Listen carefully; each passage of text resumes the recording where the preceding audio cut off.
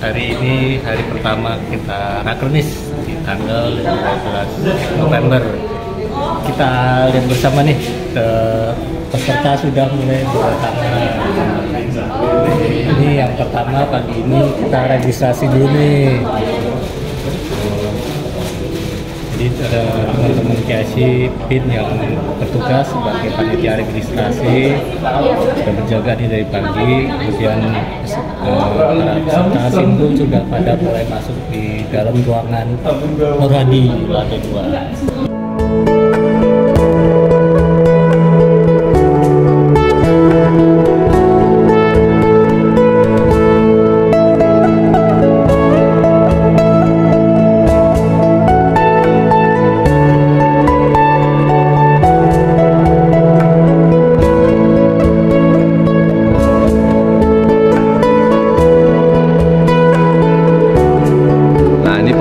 Dekatnya LAN nih.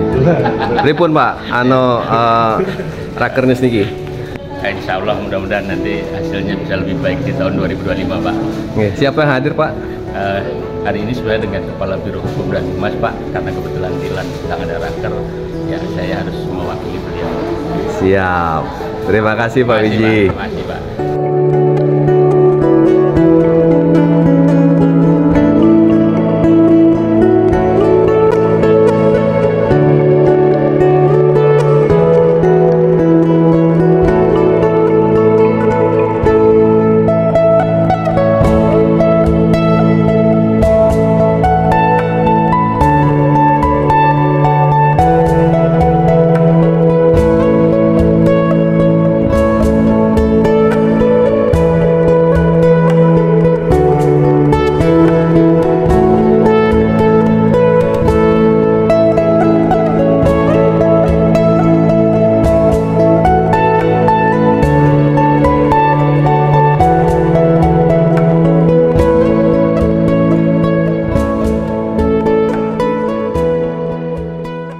Pertama saya ingin mengucapkan selamat datang kepada Bapak Ibu hadirin yang dari.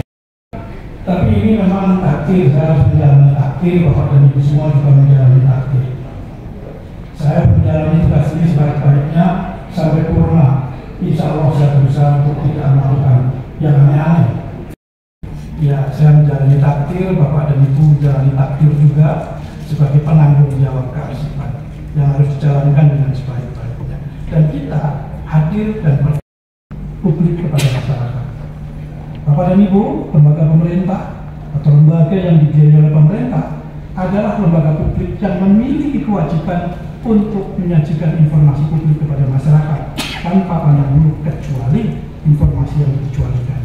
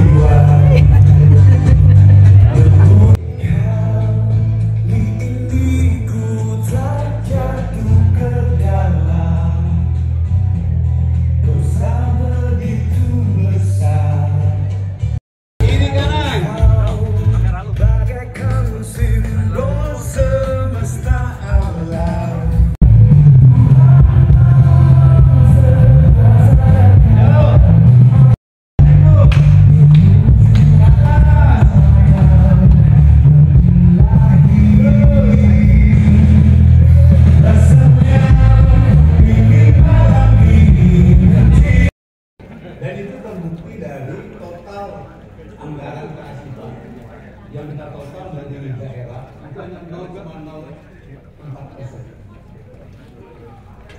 Padahal semakin besar yang sudah beroperasi sejak menterinya dilantik, seharusnya hari itu juga TND-nya sudah karena pejabat atau menteri dan pejabat di lingkungannya sudah menciptakan nasib per hari pertama dia dilantik. Bergerak di rumah baru yang namanya digitalisasi, yang namanya Serikandi, yang namanya SIKIDKN, tapi menghampar di OPD tanpa alamat yang jelas. Ada orang Padang di sini, orang Solo. Jadi orang Padang itu orang ngomong begini, arsip itu sama seperti manusia. Kata orang Padang begini. Coba mulai dari mana aja dia bingung setelah tahun keempat coba. Kalau mulai dari mana minggu pertama sih gak apa-apa, tahun keempat. Kalau ada Bapak Ibu kendala, kita zoom bareng. Apa sih susah? Bapak Ibu nggak sendiri. Ini ada. Di tempat saya ada 20-an yang siap mendampingi. Aksi Paris. Nah itu hebatnya Indonesia. Jumlah aksi Paris kita berapa? 13.000. Salah. Kapan yang kita mulai ini? Kalau kita ceramah begini terus, arsip itu nggak akan menata diri sendiri. Bapak mau azanin kek, mau apain tetap aja dia menumpuk. Apalagi Bapak Ibu ceramain, putus sentuhan.